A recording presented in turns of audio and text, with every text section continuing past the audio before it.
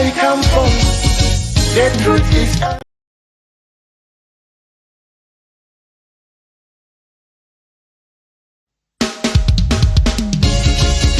the country where I come from.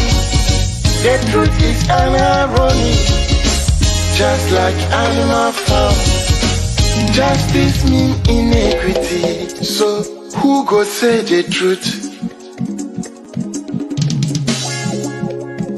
Who go say the truth? Christian can say silence. Islamic leaders silence.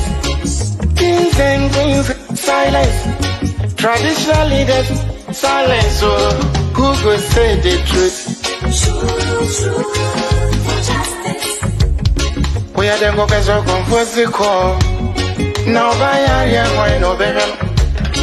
We are the workers of composite call. One guy's out here, why no better? Who go say the truth? Who go say the truth? Oh, he needed to know see what I see so. Now your friend on a night come at them. Only papi obeka na sembia. So I want to obet you too. Everybody was afraid. And when Tina to my cottage again, once my boy dumping one another. But who go tell the truth? Nanai or say me. Nanso bien person beka wasam because everybody is afraid. Anya safwe muayini. Akuku trofo nyina dalima. Enti who go say the truth? Obiaja konson so to cross your mansa to me bia kakobrafo. Efo anyina ye. Efo when you know yet. Na so kutrata down na so be dia back or why no keke. I fene for be man mo pia for efo ne cross on my mo. Hanya safwe mo ayini. Akuku trofo nyina dalima. And who go say the truth? Abaya di bote chino. Yedi bi bebo nyande bi. Kachisa would your mouth pipinuma. Would your mind never shine my frafonsa? But who go tell the truth? DUC silence. Even journalists silence. Oh, then who go say the truth? Right is right. Wrong is wrong, no matter how you justify. You say you wanna get rid of corruption. Someone want to help you, now the person become your target. Jobless, no they mean senseless. Poverty, no they mean useless. One day, them go resist.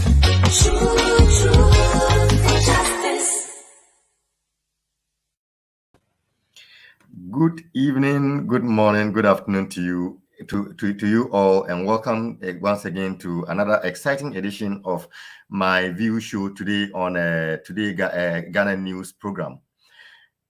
Wherever you are joining us from those from America, those in Europe, those in Africa, those in Australia, we welcome you all to today's program, and we are excited to have you join us today. Today, as usual, we are joining with another exciting program. Of course, as promised, we serve you with the best breakfast, the best lunch, and the best dinner, no matter where you are and no matter the time you are viewing us from. Today, we are serving you with a very, very important matter at heart, which is a matter that concerns the youth, and most importantly, a matter that concerns the development of our motherland, Ghana. And we are joined by a very important guest, somebody who is at the heart of this. But before we welcome our guest for today, we would like to welcome all our viewers and listeners who are joining us on the internet, on Facebook, on Instagram, on YouTube. And for those of you who are joining us from Tatali in Sakina Information Center in Tatali in Northern Ghana, and also those joining us from Hin FM 93.7 FM in Achinhimai, we welcome you all to today's program. As I already announced that we are having a very important guest today, somebody who have been at the forefront of youth leadership in Ghana and in leadership leadership in general. He has put himself up for a number of, for the coveted position of development in Ghana, and irrespective of all the challenges, he has never relented on and given up on Ghana, and he has continued to give up his services for motherland. And he is a very youthful and exciting person who has devoted his life and is willing not to give up on the motherland. So today we are privileged to be joined by my good brother Kofi Inti Boateng, who has a number of portfolios at his disposal. But I think that the most important of those portfolios is that he is very passionate about Ghana and about his development. Welcome to today's program, my brother. Thank you, my good brother Albert. Thanks for the opportunity to be here this evening. I must say, your introduction is quite humbling. I'm humbled to be introduced this bigly, But then again, this is about Ghana. And Ghana is the only country we can actually call home. Ghana is the only place we can say, this is my home. This evening, I thank you once again for inviting me here on your esteemed program. I send my regards to our viewers in Ghana, all over the world, most especially the youth of this country, the youth of Ghana. This conversation is solely centered on the youth leadership in every sphere of Ghana's development. And I thank you this evening, and I'm grateful. I'm looking forward to a great show, and I'm sure our viewers out there are also looking forward to a great show too. Thank you once again. Of course, it's always going to be a great show as long as we have you in the house. You are an exciting guest, and that is why we like to have you all the time. So, like I said, you are one person who is very passionate about the development of Ghana and about the youth in general and participating in the development process of Ghana. Let's just take a little. Let's take a step back. How are you doing? Let's first of all get to know how are you doing. I'm awesome, super good, wonderful, I'm fabulous. Yes, and I guess you are in Hamburg, right? Yes, I'm in Hamburg currently. And from your looking at your title, there is something former NDC aspirant something. So obviously you are a member of NDC, right? Yes, I am a member, not just only a member of NDC. I'm a member in good standing. Oh, okay, wonderful. Yes, because to be in a position to contest on the ticket of NDC as an aspirant for parliamentary candidate, you must have been you must have been a member in good standing. So I'm not only a member of the NDC, I'm a member in good standing too. Wonderful. So obviously, and you are also a member of the Hamburg branch. So how is NDC in Hamburg? How is NDC in Germany in general doing at this current moment? German chapter is doing well. First of all, let me send greetings to our German chapter, the executives, and every member out there watching us. And of course, to my lovely Hamburg folks, a a big welcome, a big regards to them, a big greetings to them. You know, I'm also not only a member of the NDC in Hamburg. I'm currently the communications officer for Hamburg. So that is one of it too. I'm currently, I think now we've started our monthly meetings, and in the last conference that took place in Amsterdam, it was announced by His Excellency, the former President John Dramani Mahama, that the next EU NDC conference will be held in Germany. So currently, all that we are trying to do is to prepare proposals, sending proposals across on where exactly we can host the next EU conference, whether in Hamburg, in Düsseldorf, in München, in Dortmund. So I think proposals are ongoing, and we are looking forward to it that Hamburg host EU conference in 2024. I wish you well in that regard. Thank you very much. All right, so let's see. I mean, you are obviously you are a young man. You have a lot of youthful energy. You can do a lot of things with your life. Why are you so passionate about Ghana? Why is it so important to you that Ghana? You are doing well for yourself. Why is it important to you that Ghana develops? Thank you for this question. I'm an Akan, and we have this adage that goes like "Kuntu hania ninchia neko."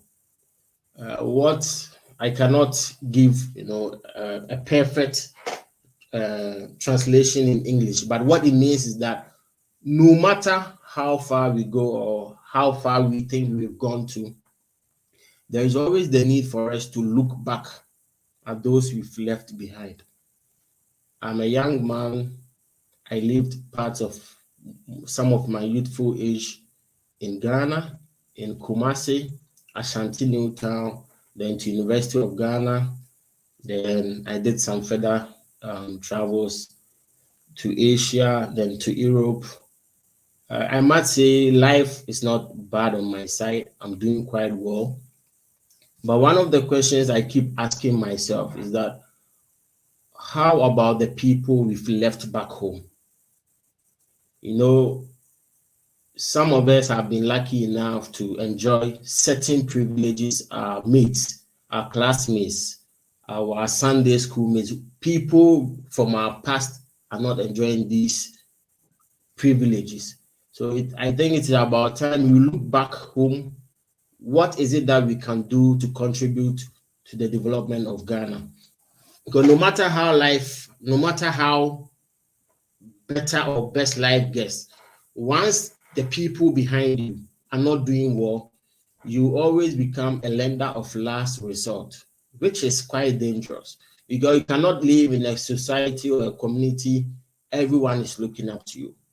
The day you fall down, the day you break apart, the day you cease to exist, this is like a whole community collapsing. So it's important people we leave back home, our mates, our former classmates, wherever we have gotten to, it's about time we also come back home, contribute to the development of this country. Mind you, Ghana has a youthful population. If you look at the youth in our population, it tells you that the future of this country, Ghana, rests on the shoulder of our youth. So if every one of us says, oh, I'm in Europe, I'm in America, I'm in Asia, life is okay, let me forget about Ghana. Who will build the Ghana we want? Because at the end of the day, the German will build the German he wants, the American will build the American he wants. It is the sole responsibility of the Ghanaian to build the Ghanaian he wants. So bringing myself to all of these, let me say, stress and everything, is about the future of Ghana. And I think Ghana has a lot of potentials. Our system is still green. The ecosystem is conducive enough for a lot of developments to happen. So I cannot say that let me live in Germany, let me live in Europe and mind my business. Ghana's business is my business. As long as I call myself a Ghanaian, as long as I have a family back home in Ghana, as long as I have friends, everybody almost, if you look at our social space, almost a majority of our social space can be found in Ghana. So we have to pay attention to what goes on in Ghana. This is the only way Ghana can become the Ghana we want. But it Okay. needs each one of us, most especially the youth. Mr. Boateng, you talked about the Ghana you want. We are going to come there. That's where we eventually would land. However, you speak so passionately about development and about bringing things to the people you love and about doing helping other people up the chain and everything. But a few months ago, you heard one of your MPs in Parliament tell you that you people, the youth, coconut heads, you can't do the work. You are passionate and everything, but your coconut heads, you can't do the work. What makes you think that you people, the youth, you can help Ghana? If the old people who have been there before you, who have lived before you, who have seen it all, they are struggling to do it. You people, the youth, what makes you think that you can do the work? Thank you for this question. You know, I heard that comment too, and it's quite laughable because let me try to run you through a quick statistics here. Let's look at a country like New Zealand. The head of state in New Zealand is under 40, Finland under 40. The prime minister of Ireland got into the position in his 30s, early 30s. The problem with our society, the Ghanaian society, is that we most often think that age and wisdom are Siamese twins.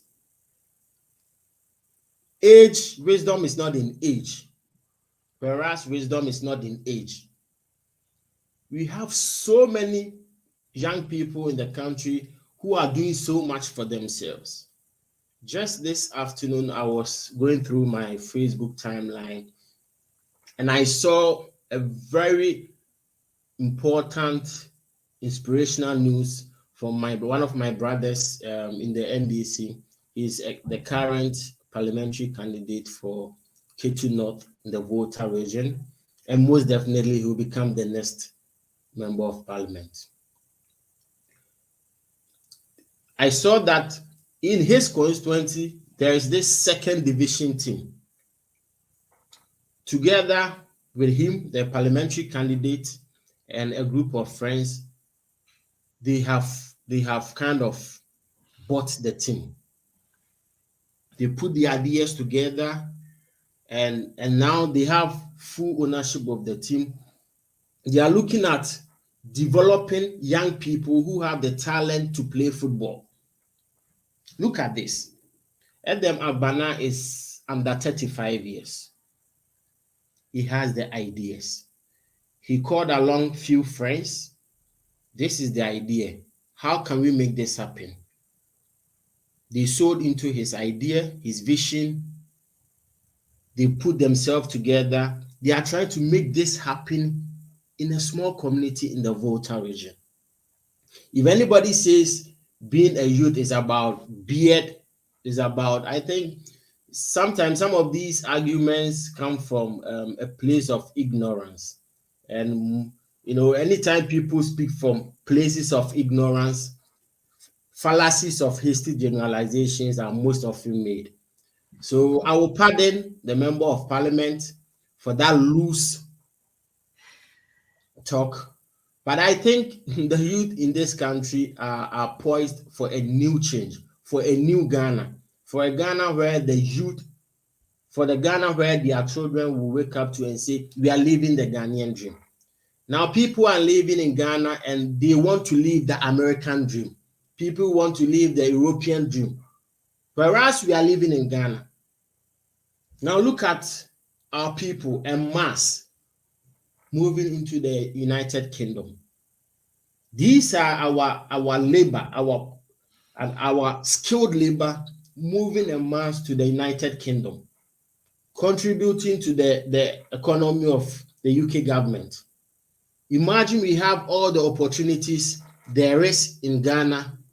Look at the kind of opportunities or the kind of economy we'll be building for ourselves. Here are the systems. What ecosystem have you been able to build to make young people stay in Ghana? These days, formerly when people travel for further studies, they come back home. Now people travel for further studies, they're already looking for citizenship. They want to run away from Ghana. And we cannot build the Ghana we want when our youthful percentage, our youthful number are already fleeing the country. We cannot build the Ghana we want. So if people sit in parliament, a member of parliament sits and say the youth do not have the sense to govern the nation, it's wrong. It is a matter of opportunity. How often do we allow our youth to join our politics? If you go to Finland, if you go to the New Zealand, if you go to the countries I've mentioned, people were given opportunities. If you don't give people the opportunity to show what they can do for their country, you cannot sit and speak in jest and say they do not have the sense to help build the country. I think it's a fallacy that is driven on unnecessary and hasty generalizations. Let's forgive him.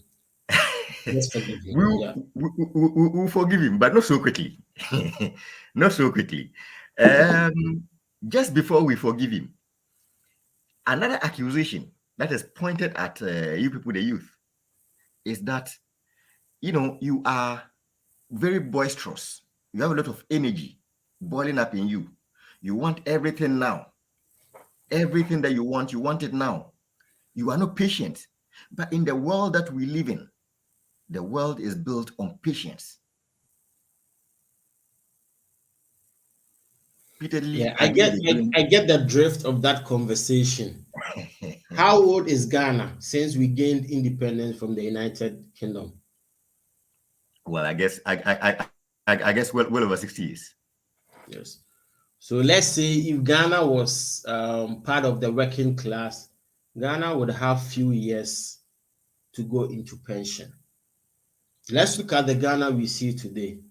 Assuming this is your Ghana is your mother, let's put Ghana in a human form. And 60 students or pupils are still learning under trees. We do not have enough adequate beds at our medical facilities. The ambulance system, although we have 300 plus ambulances, but they are not enough. For a whole country, for a whole country with a population of over 30 million people, you have 300 ambulances. Yes.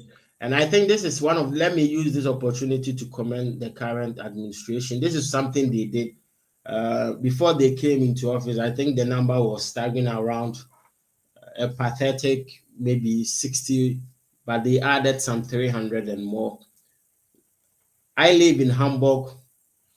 If I should say I'm dying, perish my thought, the ambulances that will show up here will be more than the ambulances that will show up in one geographical area in Kumasi. This is just my small area here in Hamburg.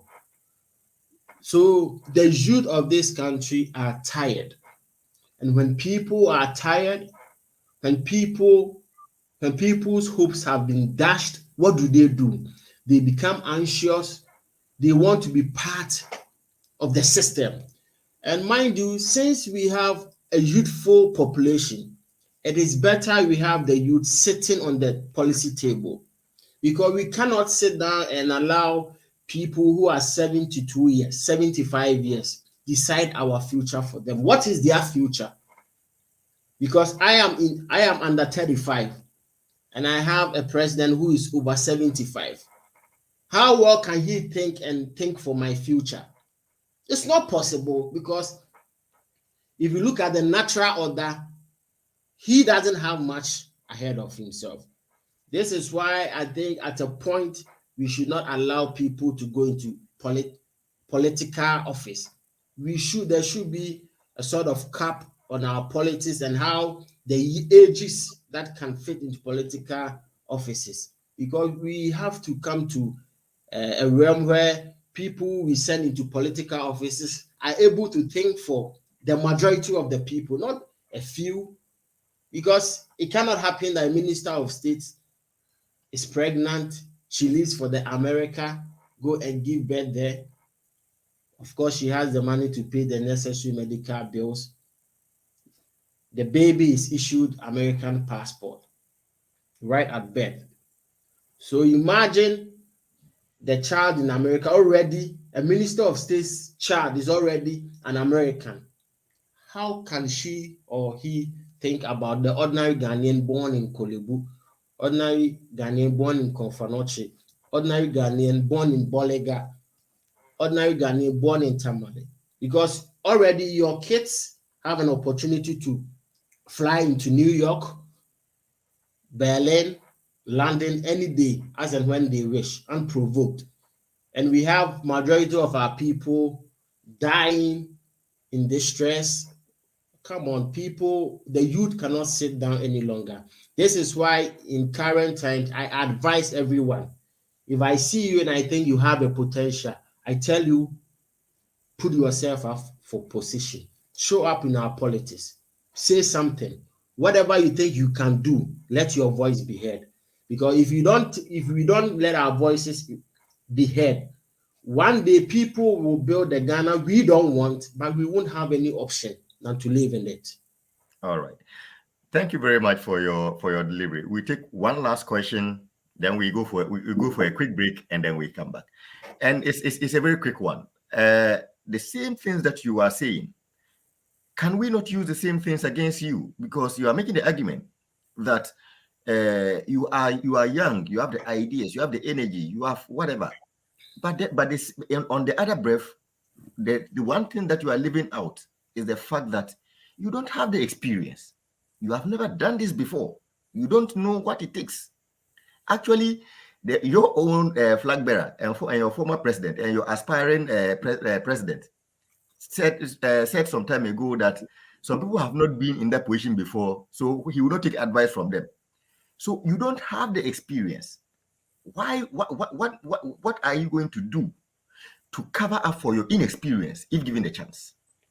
Okay, thank you for this question. When I hear these things, some of these conversations, I keep saying they come from a place of, I used to say this, but I know with time I've come to understand some of these arguments come from places of ignorance. Who comes into political office with experience? Start with being assembly member. Before a person becomes assembly member, what experience did they have before they got into that position? Before a person there are people who became ministers of state. Their parties came into government. They were living in the diaspora. They got appointments whilst they were in the diaspora. They came back to Ghana and occupied these positions. What were their experiences? When you ask about what experiences have you got to jump into the political arena, this is why I tell you that moving along every day, walking around every day in our communities, talking to our peers, seeing the problems our people are going through is enough experience. The other time, someone jokingly said, if you are able to live in Africa, on Judgment Day, there should be some alibi or something for you, because it's too much experience to live in Africa. So I'm saying the experiences you keep talking about are the experiences we go through every day. Now, I have mates who from 2014 after school, they are not gainfully employed. Is that not an experience? Sending in about 250 applications. being rejected, meeting HRs who extort you, tell you that you have to pay for application forms, you have to pay for interview fees, you have to do this and that. Are these not enough experiences? I think the older folks should wean themselves off from that mentality, that suffering mentality. And life is not supposed to be so. Our youth should not struggle before they get there. This is why I keep saying that if you are privileged, your perspectives are skewed. Once you are privileged, you try to see things from a much comfortable angle. But until you are able to walk in the path of many of our youth, you know that what they go through every day, waking up every day, seeing a bleak future, seeing a bleak future, seeing a bleak picture, all they can rely on is betting. And now these days, if you see a good number of our youth hooked on our betting games is something that calls for a national debate. And I dare say that the experiences our unemployed youth, our frustrated youth see every day, they are in big experiences already. They don't need to have any more again before they can come into public service or come into political office. Judging from your submission, I see that you have enough experience under your belt already, and I would like you to sit on your experience and take a cup of and take a sip of tea while we take a quick break and return to you shortly. Don't go anywhere, our wonderful audience and viewers. Stick and stay with us. We'll be back shortly. Mr. Producer, we'll go for a short break.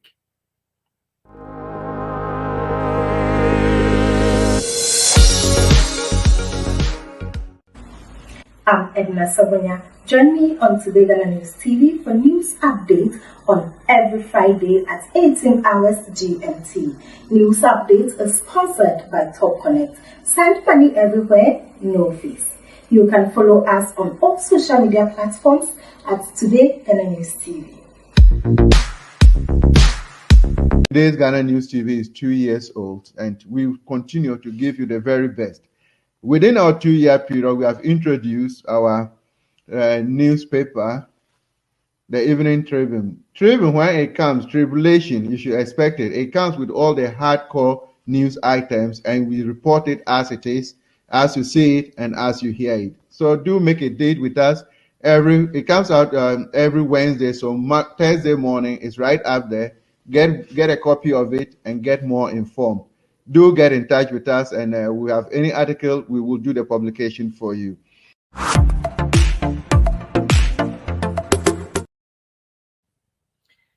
Thank you for sticking and staying with us, and for remaining with us. This till your most productive TV show this evening, my view show on Today Ghana News. If you're also joining us on the internet, you are joining us on all our social media handles, on YouTube, on Facebook, on Instagram, and on other platforms as well. In Ghana, you're also listening to us on Sakina Information Center in Tetali. You're also listening to us in Hin FM 93.7 FM in Achin Himai in the eastern region of Ghana, and all your preferred social media handles. We take a few comments from our viewers, and then we return to our program. Ajmai David Kofi say you are watching us from Ashtown. Thank you very much, David, for watching us. Uncle Tom, you just joined. Welcome, and welcome to the show. Hope you're having a wonderful time. Asempahene Boachi. Greetings from Akinhimai and its environments live in Hin FM.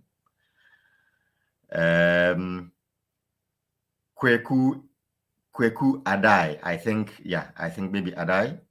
Powerful show, watching you from Amsterdam, Holland. God's whole glory yak.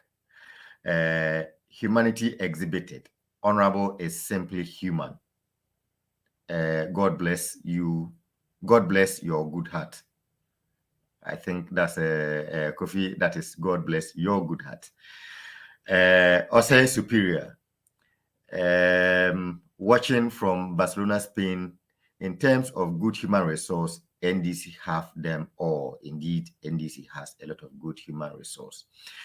NDC Diaspora Union.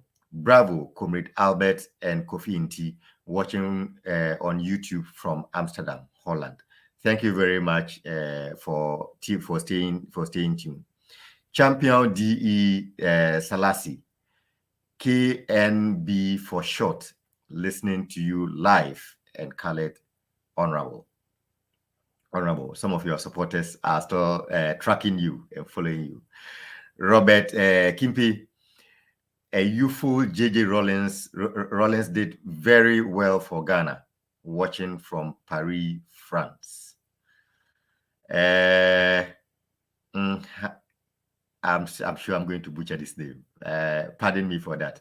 Nhangha Kwame Frederick, KNB all the way. God bless you. Sorry, Frederick, if I made your name. I'm sorry for that. Nana Tafrim, greetings from Tatali, Northern Ghana. Shout out to all listeners of Sakina Information Center. Indeed, shout out to all the listeners of Sakina Information Center in Tatali. We are forever grateful for your audience. LA Consult, Neil the Fire burning. I think it is. Mavis Boating, watching on YouTube from Lisbon, Portugal. The youth of today are sharper than the coconut head elders in Parliament. Of course, the youth really have the brains and they have the knowledge. Frederick, you've joined us again. You are watching us from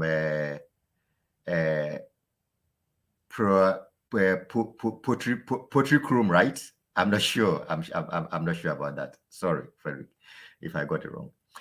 Thank you very much, all our listeners, for staying tuned and for remaining with us on this show. As already introduced, we have a very youthful and exuberant gentleman who have the overall interest of Ghana solely in his bosom and who works day and night tirelessly for the progress of Ghana. We are joined today by our guest, Kofi Inti Boateng. And we have already, if you are just joining us now, we have traversed a lot of topics. We have talked about the experience or lack of the youth, their exuberance and how it can be harnessed for the development of Ghana.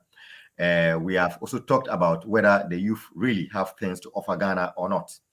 Moving forward, we would move to talk about solutions. We have talked about the challenges and lack of thereof. Now we'd like to move on to solutions and how the youth can be of help to Mother Ghana. Welcome back, Mr. Boateng, and welcome for staying tuned to us. Thank you, Albert. Yes. So, as already mentioned, we have talked about the the experience that the youth have. You have talked about the knowledge and know-how that you people have.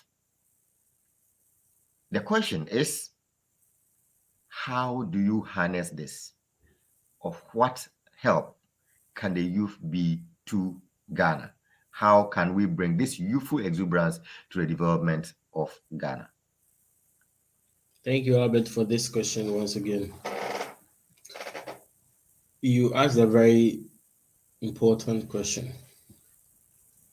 Do you know currently, as we speak, we have certain members of parliament who can really use a computer? Yes, this is a fact. It's not based on a conjecture. It's a fact. You mean there are lawmakers in your country who sit to make laws, but they are not even cognizant with how to use something as basic as a computer in the year 2023? in Ghana, in this world. This is why it is important that we need more young people to sit on the policy table. Our current generation, that is the generation you and I happen to find ourselves in, seem to be the most luckiest generation. Technology is on our side, new reforms, almost everything is in our favor. Many of our old guys are leading the country from an older perspective. They are running them on, they are running our system, our governance body with older versions of governance principles. We are in 2023, not 1992. Some of the things we were doing in 1992 cannot be done in 2023, because in 2023, we should have advanced our discourse. We should have been discussing how can we make agriculture more, how can we intensify it, how can we make it mechanized, how can we introduce higher systems like what is being done in China. These are some of the conversations we need to have. But in 2023, we are thinking about community toilets. Sorry, excuse my language, but this is the reality. In 2023, we are thinking about people sitting under trees. In 2023, we are thinking about feeding program, school feeding program, where children are fed with less than 2 Ghana cedis, not even up to 30 cents. These are the conversations we are having currently. Look at how the world has advanced. Now people are thinking about how they can make a lot of things from the current technology we have, but we are like babies crawling. Now we are still beginning. Now people are talking about artificial intelligence, how they can emerge it with our economy, how it can affect our health system, impact our health system. But we are talking about how we can find beds in our hospitals. We are talking about hospitals not having enough facilities. In 2023, we are talking about women going to the maternity ward and not coming back. In 2023, we are talking about business-minded people investing in mosques and health, but they are not investing in healthcare. These are the conversations we are having in 2023. It is about time we give the youth opportunity. We have many of our youth population scattered across the globe. This evening, I was talking to a young man. He told me he was a software developer. If he stays in Ghana, he might go hungry. So he has to live somewhere else and make a living for himself. We have many people in the diaspora who can come home and help. But the ecosystem is not conducive enough. If you raise capital and come home to do something, the macro and the micro systems of the economy push you to fail. These are the conversations we need to have as a country. We should forget about beards. It makes the young men look good. That's it. It has no coincidence or it has no reflection on how they think. I have a beard here. It makes me look good. Am I lying? That's it. But when it comes to critical thinking, I have it here. When it comes about how I can use my head to think, I have it here. I come from a community where we have about 65 people, 65,000 population. I am thinking about how we are going to make sure in the next 5 years, we put every member on the National Health Insurance Scheme. This is something, initiative I am introducing with my, I'm the president of an NGO, KNB Community Development Center. This is something we want to send to my community, Ahafano Southeast District. We want to make sure about 65,000 in the constituency have access to the National Health Insurance Scheme. After we have been able to do that, we have a much wider healthcare number we need to take off. What do we think about? Now I'm thinking of how we can introduce mobile clinics. These mobile clinics will ease the pressure on district hospital. As we are doing this, what happens? Now young people who are going to the nursing training will not only be looking at going into the district hospital to work, because they can equally work at the mobile clinics. As we do this, productivity expands, people get money, corruption is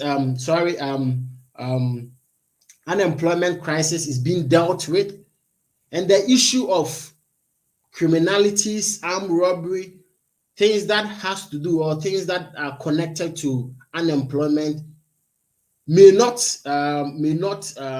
be dealt with completely, but we will be able to reduce the numbers. How did I come with all of these ideas? I've had exposures. I've been privileged. I've seen things. I think it's about time we go back home, send some of these things back home. So if anybody says the youth are not prepared, we are prepared. Only that the old guys have refused to leave the table. They have refused to leave the stage. So when we come to the policy table, we have to stand behind the table. We cannot add our voice. And when we add our voice, they tell us our piercing voices are distracting them. So we are not heard. We are sent out of the table. Nobody hears us. But it is about time we give the youth a chance.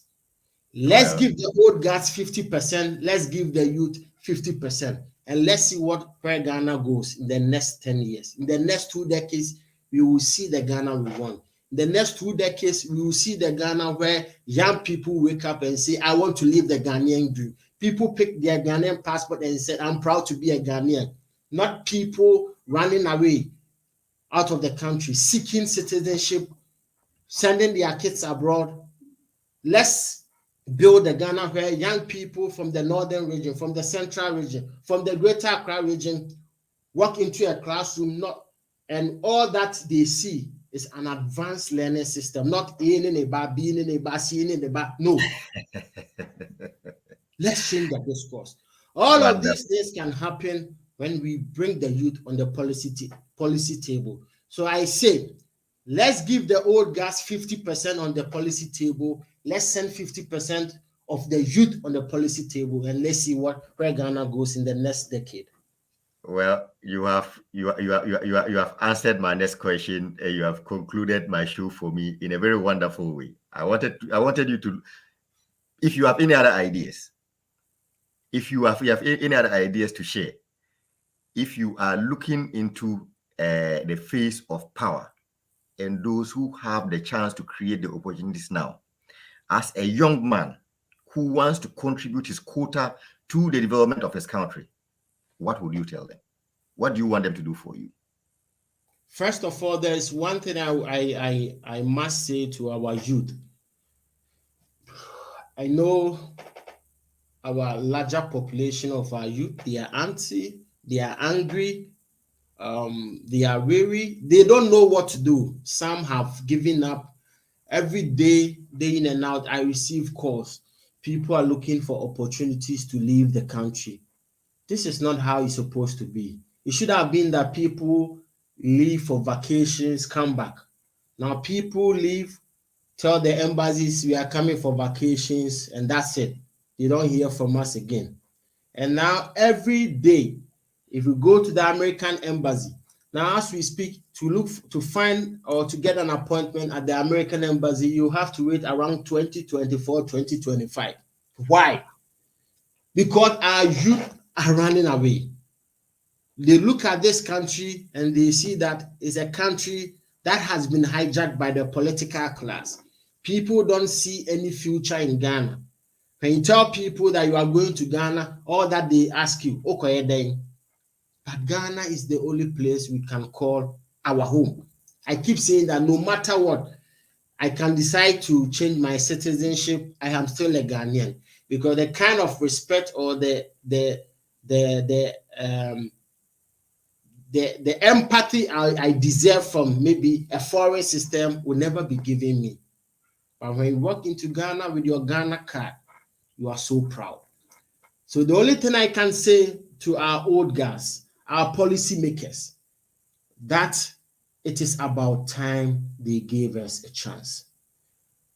If you look at Ghana currently, we have the Ministry of Youth and Sports. I think it's about time there should be a separation. Ministry of Youth, because the issues of youth are sacrosanct. They are enough. It doesn't have to be entangled with sports and other stuff. The the youth ministry should be a whole entity that needs to look into the problems of the youth, like building a job center, what have you, anything that will keep the youth in shape, anything that will keep our numbers here in the country. We are pleading with policymakers. It is about time to hear our voice. Give young people space. Give us, even if you cannot give us 50-50, give us a space on the policy table. Give us an opportunity to speak out. Give us a platform to share our opinions. Because chances are that in the next decade or two, most of the people on the policy table will no longer be there. Will be left with the young ones. And once they leave the table will be empty. The ideas will be gone. And Africa or Ghana is a country where people don't pass on legacies. People die with their legacies. They should allow the youth to be part of our policy making.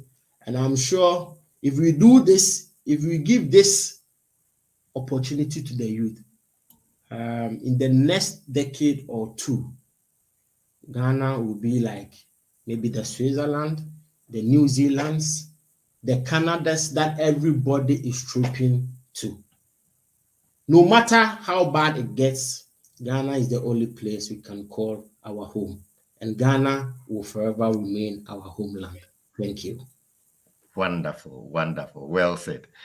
Thank you very much, Mr. Boateng, for joining us and for sharing your ideas and for spreading the enthusiasm and the fire, the zeal that you have in you to the others. I'm well aware that through this program, you have been able to touch the hearts of other people. First of all, to give chance to the youth to contribute their quota in defining the destiny that they are going to live in the future. And also, I am sure that through this program, you have been able to give a message to the youth out there, not to wait for other people to create their future for them, but for them to get up and to do and to be part of the decision making and be part of creating the future that they want. Thank you very much for joining us. We'd like to thank all our viewers of our show today. For all of you who are joining us on the internet, on Today Ghana News TV, we are grateful for your time. We are grateful for all of you who are joining us on YouTube, on Facebook, on Instagram, on Twitter, on LinkedIn, and other social media platforms. We're also grateful to all our listeners in Sakina Information Center in Tatali in northern Ghana, and also to our listeners in HIN FM 93.7 FM in Achin, in the eastern region of Ghana. Until same time next week, when we join you with another interesting program about the development of Ghana, we say God bless our homeland Ghana. God bless all of us. And we sign off by standing in solidarity with Dr. Jerome Pan, the Secretary of NDC Germany chapter, who is under some tribulations. Thank you very much and see you next week.